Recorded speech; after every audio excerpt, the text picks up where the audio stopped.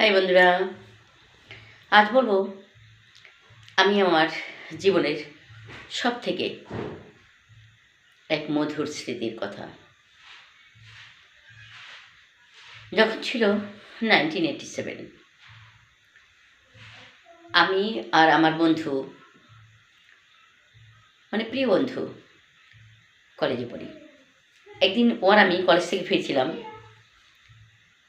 হঠাৎই আমাদের কাউখালীর বয়েজ স্কুলের পিছনে, যেখানে কোয়ার্টার্স বিল্ডিংগুলি হচ্ছিল, সেখানে বলল দাঁড়া, একটু খুব গরম লেগেছে, একটুখানি জিরিয়ে নেই।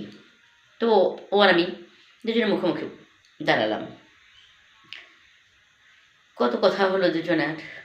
তো বলছে জানিস, তোর আর আমার বন্ধুত্ব অনেক দিনের, তো আমাদের বন্ধুত্বের একটা নামকরণ হওয়া উচিত। তারপর বন্ধুত্বের নামকরণ সে তো শুনিনি কখনো। বড় বড় ব্যবসার নামকরণ হয়, ফ্যাক্টরির নামকরণ হয়, বন্ধুত্বের নামকরণ তো শুনিনি। বলছে হ্যাঁ হবে। তা বলছে কি?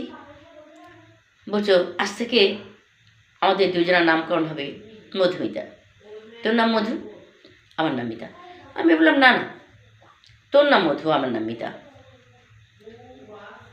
সেই থেকে ওর নাম মধু, আমার নাম মিতা। তা আমি বললাম আবার যে তবে আমাদের নামকরণ স্মরণীয় হবে কীভাবে? ও বলল দাঁড়া একটু।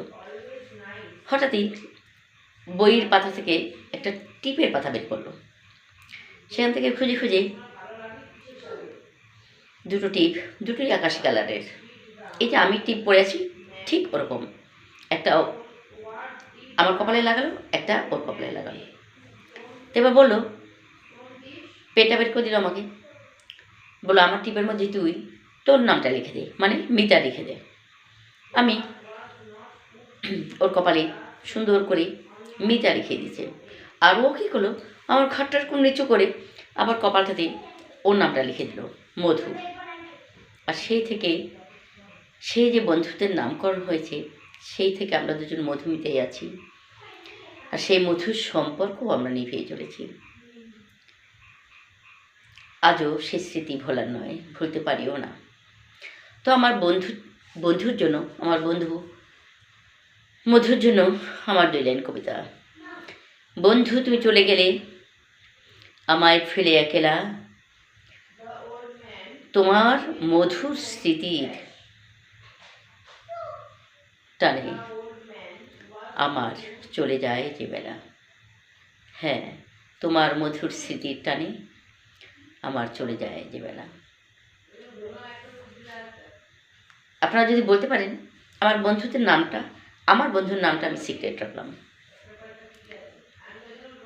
আপনারা যে জানেন আমার সেই মধুর নাম কি, আপনারা নিশ্চয়ই কমেন্ট বক্সে বলবেন।